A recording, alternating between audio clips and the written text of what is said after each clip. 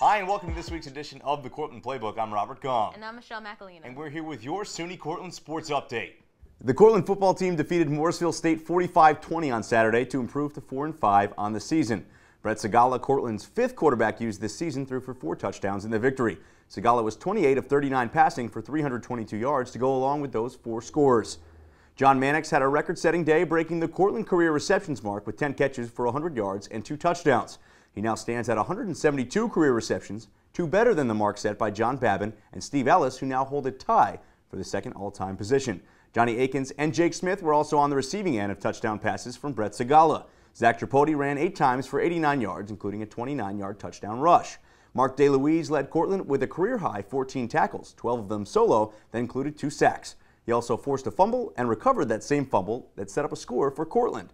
Cortland looks to ride the momentum of a win into the bye week ahead of its matchup versus Ithaca at home in the Cortica Jug on November 12th.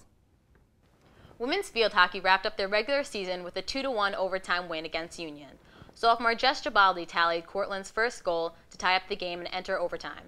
9.5 minutes in, C-State ended their game with a goal from senior Gabby Stein. Sophomore goalie Caitlin Reinl turned aside 13 shots by the end of the game for C-State.